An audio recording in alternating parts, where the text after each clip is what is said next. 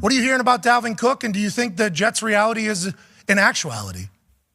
I think it's possible. Like, it's not the kind of thing where I'm like, I don't think so. Like, I think it's going to be a thing. I think it's now. I'm not saying he's going to sign there, but if you're asking me, do I think that the Jets will at least be in the mix? Like, I would imagine they would be. The Breece Hall thing is so fascinating to me. The only one I can sort of compare this to, like last year, he was on his way to being Rookie of the Year. Now, they had the Rookie of the Year, but he was on his way to being Rookie of the Year before Garrett Wilson ended up taking it.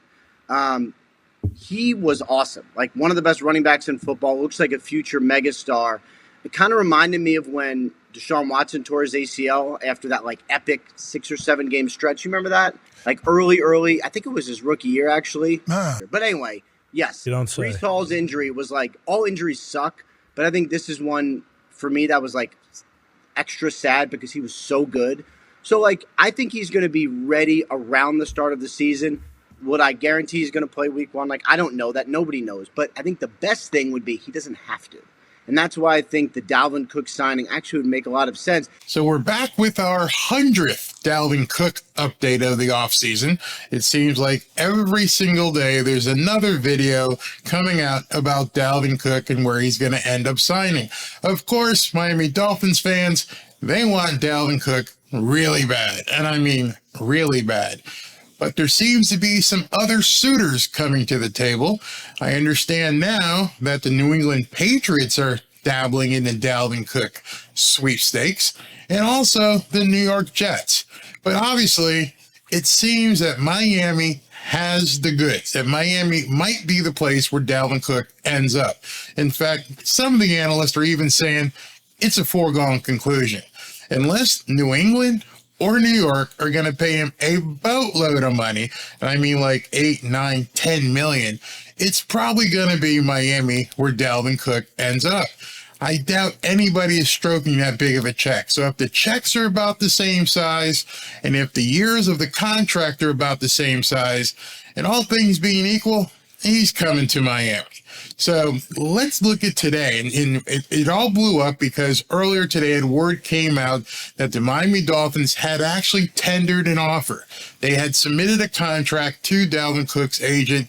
And everybody knows over the last couple of days, Dalvin Cook's agent has been on various shows doing interviews. Dalvin Cook's been on various shows doing interviews saying, hey, I could fit in Miami the best. Miami has the best fit for me as a running back. So if it's got the best fit, and if the money makes sense, then Dalvin Cook will be in Miami for the 2023 season. So let's take a look at a couple videos that talked about Dalvin Cook and where he may be headed. Been a big offseason already for the Jets. As you can see here, Aaron Rodgers arrived to play quarterback for a team that already had a lot of talent on offense. These are the guys at NFL Live, and this is a segment they did today, and I want to talk about some of the stuff they say, especially when they get to Jeff Darlington. But since you can never have too many talented players, here's Jets tight end Tyler Conklin on the possibility of adding a former Vikings teammate of his to the mix. We're talking about running back Dalvin Cook. Listen. We got room for whoever wants to come help us win the Super Bowl. But, yeah, me and Dalvin were, like, basically locker mates, so my first couple of years. And, you know, he was an awesome guy. I reached out to him, so I was just curious, like, are the rumors true? You know, is this actually possible? And, I mean, that would be a special backfield with, you know, Breece and Dalvin and the rookie and whatnot. So, But you have to wonder how many carries would Dalvin get with either of these two teams. That's one of the things I've been looking at. I mean, with Miami and with New York, especially if Breece Hall is healthy again, I mean, we're talking about maybe 15 carries per game, if that. Actually, with New England, he'd probably get 20, 25. But he's already said he would take less carries with the ball for the right deal, i.e., I'll go to Miami and I'll deal with Raheem Mostert and Jeff Wilson down there, and even Devon A-Chain. Plus, you know, there's a lot of other things I can do with Miami, like catch the doggone ball. Carter, I don't know. There's a lot of running backs, but I think that would be special, especially in this outside zone scheme. Who else runs an outside zone scheme? Cook still kicking around on the free agent market here a couple of weeks after the Vikings let him go. Coach, do you like the possible fit of him in that Jets offense? Remember, Herm Edwards used to be the coach of the New York Jets, so let's see how partisan he is about Dalvin Cook joining the New York Jets. Well, I think when you're the Jets, you're looking down south at the Miami Dolphins and up the little way up into Buffalo and say, look, how are we going to match the firepower of those two offenses, right? Can you imagine if Dalvin Cook does end up going to Miami, or if he ended up going to the New York Jets, the firepower in the AFC East, that division is going to be completely lit. This is all of a sudden a conference where there's a lot of offense being had, and to add another player like this would be unique in the sense that I know they have Hall. He's coming off injury. Cook would be used. I love this highlight. That highlight right there tells me why he would be good with the Miami Dolphins. He caught that pass and then he takes off. As a part-time player, not saying that's a bad thing. 15 snaps a game. He'd be a situational back. That way you could get good mileage out of him. You know, he's a little old. Sorry, Herm, didn't mean to interrupt. But if you guys saw that highlight, he took a little 2 or 3 yard dump pass and he took it to the house. I have visions of that in Miami already. Older, but he's still a unique player with the ball in his hand. So I think if you're the Jets, this is a guy you're going to try to go after. Remember, the Jets are all in. Woody Johnson went after Aaron Rodgers for one reason, not to get into the playoffs, but to get to the Super Bowl. So Herm Edwards says that Woody Johnson is all in. That Woody Johnson is spending all this money because he wants to get to the Super Bowl, bringing in Aaron Rodgers. What do you think Stephen Ross wants to do? Bringing in all the players he brought in, where do you think Stephen Ross wants to get to? So you've got one owner in the AFC East, Woody Johnson, who's definitely trying to build a team to go to the Super Bowl. Stephen Ross obviously is doing the same thing. The Buffalo Bills think they've already built that team. They just haven't gotten there yet. So you've got 3 teams. And if the Dolphins add Dalvin Cook, that's a crap load of firepower. That's just, I can't imagine what defenses would have to do to scheme against that.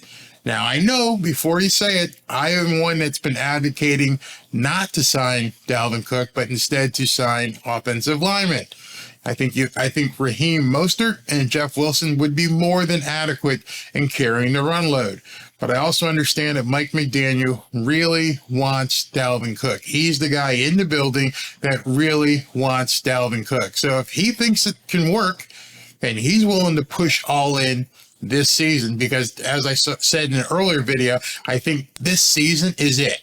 If they don't get too deep into the playoffs, don't have to win the Super Bowl, but if the Dolphins don't get deep into the playoffs, this may be it. We may see things fall apart very quickly. So let's get back to this video. Well, I hear you, Coach, and it totally makes sense what you're saying. I just love the dynamism of that backfield already without Dalvin Cook. So you talk about it. You look at even a guy like Zonovan Knight, who took over last year after obviously Michael Carter was injured. And then Zonovan Knight got in. He was averaging over 3.5 yards per carry. In his first NFL debut, his first game, had over 100 yards from scrimmage. So you have that. Now, he's talking about another back, but they're showing highlights of Breece Hall. Michael Carter obviously had his ability. But then you go to Israel Abanikanda from Pitt, had over 1,400 rushing yards, 21 touchdowns. So there's a dynamic backfield already. That's all not including Breece Hall. Let's say he's not fully healthy when week 1 comes. And so obviously when Breece Hall is healthy, you have a whole different story. You have one of the best backs who's on track to be Offensive Rookie of the Year before the injury. And so that's why I don't think you need Dalvin Cook just yet. If Breece Hall is fully healthy, then you'll be okay. And if he takes a little while to get ready, then you've got a few backs in the stable ready to carry the load. Notice that he's talking about a few backs in his stable. It seems as though some of these teams are really compiling players to build a room, a committee, if you will, of running backs. Obviously, if Dalvin Cook goes to Miami, that's going to be a committee as well. You make sense there, but I will tell you this. If you're a coach and if you're a quarterback, you want a guy with some veteran presence. These young backs are young. Remember, he had Dylan that was in Green Bay. He had 2 running backs. Dylan caught 65 passes. People don't realize that. He got him the ball a lot. So if you're Aaron Rodgers, you want a veteran back that's that has experience of playing in big games. Not saying these guys aren't going to be good players. Look, I was fortunate. I had a guy by the name of Curtis Smart. We had a young back, but I had a guy named Curtis Smart, the old veteran guy, and I leaned on him in certain situations in big games. I knew how he was going to react to those situations. So I think this helps this offense when you get a back like Cook. So understand, he's talking about having a veteran running back in that stable of running backs. Raheem Mostert's, I think, 31 years old. I believe they already have their veteran, but if Dalvin Cook is the guy, then Dalvin Cook is the guy. So next up is Jeff Darlington, and he pretty much sells it. He pretty much comes out and says, Dalvin Cook's going to Miami. Listen to this. Dolphins fans can start screaming whenever you feel like it. You guys keep talking about the New York Jets. The man is from Miami. He was born in Opelika, went to high school in Miami Central, went to Florida State for college. He's coming to the Dolphins. Like, I don't know if the Dolphins realize it yet. I don't know if Dalvin Cook realizes it yet. But he's going to wind up with the Miami Dolphins. If he eventually winds up with the Jets, wouldn't they have already realized that the Dolphins are the front runner in this race and realized they would have had to offer him more by now? Dalvin Cook is going to look at the landscape, wisely so, as he leads into training camp and say, all right, what team is willing to pay the most money for me? That's the only problem I have. I don't want to see him take this through training camp. If you're going to sign with Miami, go ahead and sign before training camp opens. Don't miss the practice. Get acclimated to the team. Understand the offensive lineman. Understand working with Tua. Get there when camp opens. So go ahead and sign right after July 17th. Be ready for camp. Don't wait 2 weeks into camp and decide to show up. Get there before camp. The Miami Dolphins were one of the two teams that were willing to trade for him earlier this offseason, ultimately couldn't get the compensation right. You guys can talk about the Jets all day. The Dolphins will come to their senses, Dalvin Cook will come to their senses, and we will have a reunion here in Miami, and there will be more weaponry for the Dolphins to play with this season. And that's pretty much it. It seems as though it's a done deal.